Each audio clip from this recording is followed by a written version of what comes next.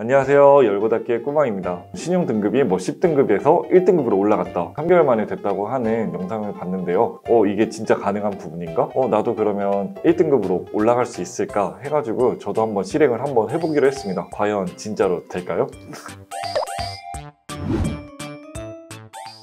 네, 신용등급을 왜 높이는 게 중요하냐? 대출을 했을 때 그 이율이 굉장히 많이 달라지는 걸 알 수 있습니다. 금액이 100만 원이라 하면 이제 0.1% 차이가 얼마 안 나는데 1억이 되거나 아니면 10억이 됐을 때 그 차이는 굉장히 커지는 걸 알 수 있습니다. 그래서 굉장히 신용등급을 관리하는 게 중요하다는 걸 알게 되었는데요. 그래서 한번 이제 도전할 수 있는 항목을 이제 여러 가지 이제 찾아보았고요. 제가 이제 해야 되겠다라고 생각했던 거는 7가지가 있었습니다. 하나하나 설명을 드리도록 하겠습니다. 첫 번째는 이제 대출 상품을 받았다면 바로 상환을 하자입니다. 월급이 올랐는데 그러면 저축을 새로 할까? 아니면은 대출 받았던 거를 상환을 할까? 하면 무조건 대출을 상환해야 된다는 부분입니다. 그래서 큰 금액 그리고 오래된 게 있으면 그거를 첫 번째로 해서 대출을 상환하는 게 가장 신용등급을 빨리 올릴 수 있는 방법이라고 합니다. 두 번째는 대출은 무조건 제1금융권에서 이용하자입니다.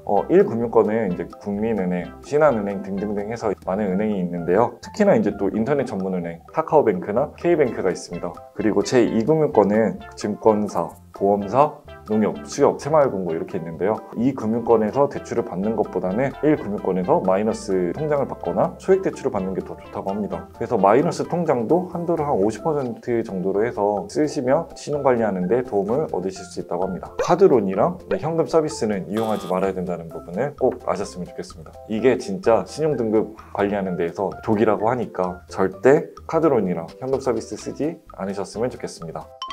세 번째, 이제 연체된 것이 없는지 확인을 꼭 한번 해보세요. 2020년도 신용평가 항목 중에서는 이제 비금융 정보, 예를 들어서 핸드폰, 공과금 등등 해가지고 이 부분도 이제 반영이 되는데 그런 부분이 만약 연체가 되었다 하면은 문제가 생길 수 있다고 합니다. 이런 부분이 만약에 제대로 빠져나가는지 내가 놓칠 수 있다고 한다 그러면 자동 이체를 걸어놓는 것도 하나의 방법일 것 같습니다.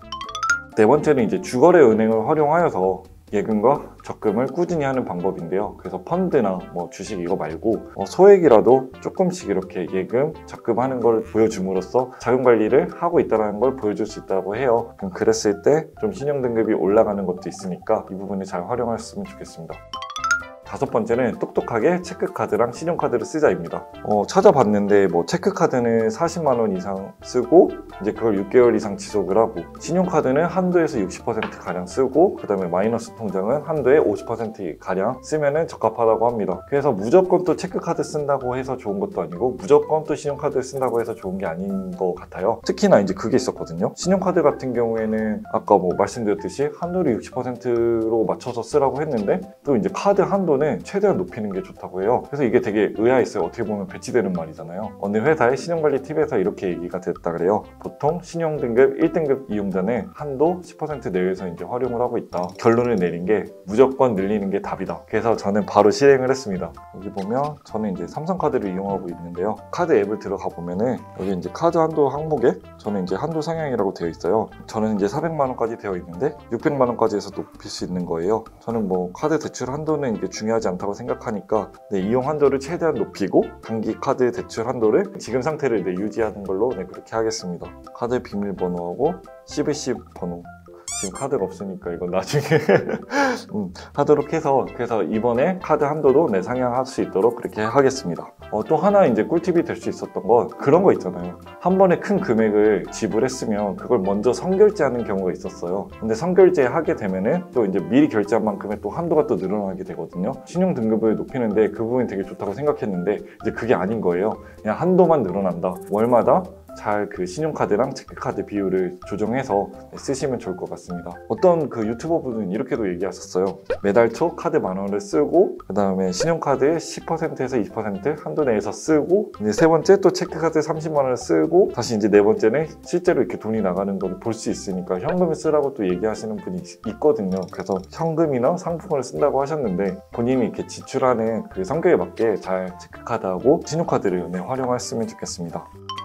그리고 6번째, 경제 내역 활동하는 거를 등록하는 게 또 신용등급을 올릴 수 있는 방법이라 그래요. 아까 말씀드렸던 비금융정보, 신용정보 회사에다가 등록하게 되면은 그게 이제 신용등급이 올라가는 또 되게 중요한 방법이 된다고 해요. 국민연금이나 건강보험료, 아파트관리비, 통신비, 여러 가지 이제 공공요금 등을 잘 납부하고 있다는 걸 증빙을 하면 되는데, 마지막 7번째는 하나의 진짜 꿀팁이 될 것 같아요. 올크레딧에 아까 말씀드렸던 그런 정보를 등록하고 교육을 받고 설문조사를 응하면은 또 신용등급 점수가 또 대폭 상향이 될 수 있다고 합니다. 올크레딧에 정보를 등록하면 50점, 그 다음에 교육을 받으면 4점, 그 다음에 설문조사하면 10점이나 준다 그래요. 그러면 이게 벌써 64점이 되는데요. 저는 한번 신용관리에 신용성향 설문조사를 한번 해볼게요. 신용교육 이것도 있거든요. 이거 같은 경우는 이제 4점짜리 교육인데, 신용에 대한 이해 15분, 정보에 대한 이해, 평가에 대한 이해, 관리 방법에 대한 이해, 이래서 한 1시간 정도 들으면은 또 신용교육에 대한 정보를 듣고 신용점수를 올릴 수 있는 기회가 될 텐데요. 그래서 이렇게 해서 또 신용점수를 또 올리는 방법이 있을 것 같습니다.